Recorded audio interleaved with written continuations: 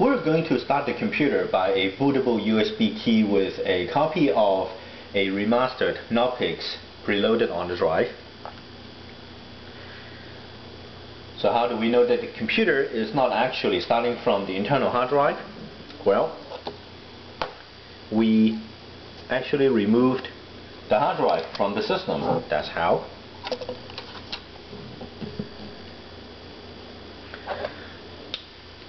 So here you go.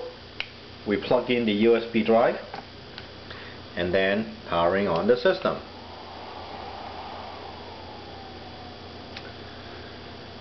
This is a Fujitsu P-series mini tablet PC. It has a non-standard screen resolution, which is 1024 by 600. As you can see in a moment, that Knoppix is able to correctly detect the display resolution and configure the LCD properly. Right now, Knoppix is loading the boot kernel and scanning for additional USB devices.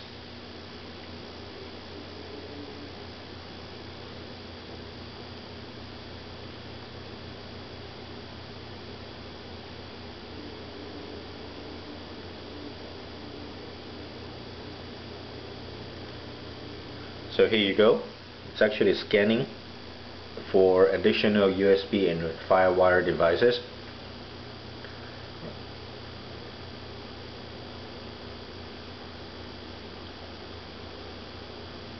And right now the system is going through the hardware detection process.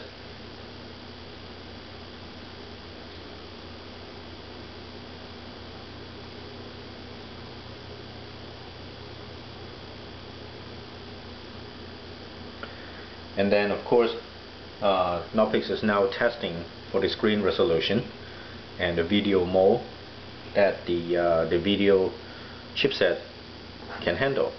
Now I'm going to enable the persistent drive, which allows me to save personal settings like desktop themes and so on, and to install additional new software. And the boot process continues at this point. And then the system is now starting X Windows, and then the KDE and KDE components.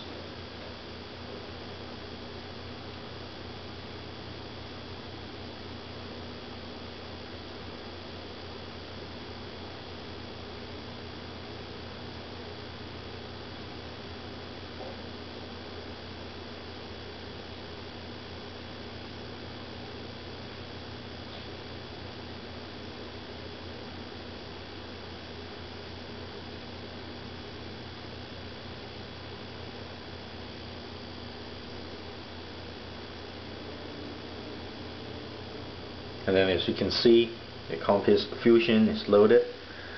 So what it is that it's actually a desktop effect engine, and you will see in a minute that what exactly does it mean by desktop effects.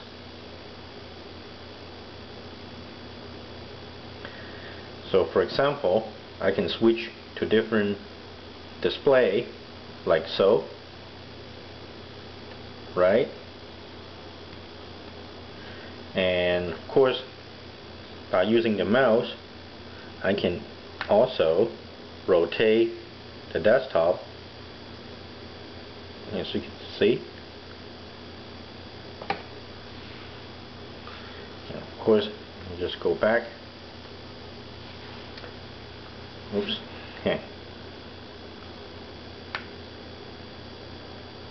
Wrong side of the cube. Here you go. And let's take a look at the preloaded applications.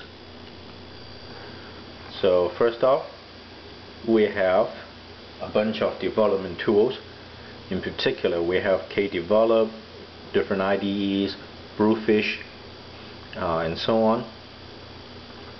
Further down, we have a list of graphics applications.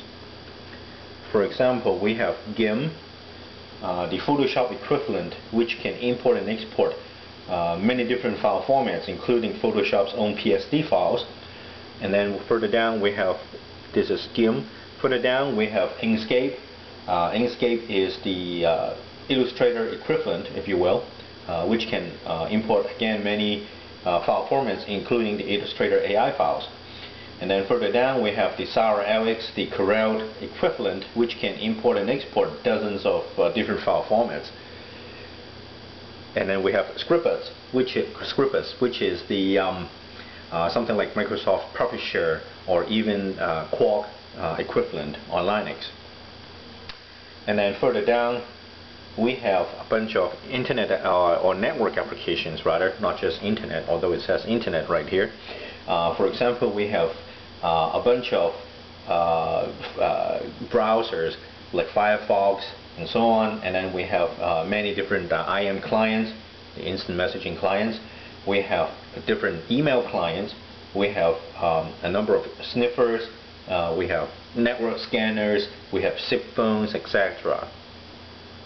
And then further down we have the multimedia section, or the folder rather. These are the preloaded multimedia apps, including a couple of video players, MP3 players, DVD, CD burner, burning application, and then we have Keynote, which is a non-linear video editing program. And then further down we have the Office applications, including the entire OpenOffice suite. We have a number of PIMs, personal information managers. We have fax programs. We have personal finance programs, something similar to Microsoft Money or Quicken, but obviously in this case they all run on Linux. And then we have project management, something similar again to Microsoft Project, but of course it's not Microsoft Project. This is a Linux desktop. So in conclusion, as you can see, that this bootable USB key is indeed extremely handy, either when you are working with other people's computer, in this case because your desktop is always with you in the stick, or to try out Linux without messing around with dual booting, or to simply salvage a crashed Windows machine. This guy is proven to be extremely handy. Thank you.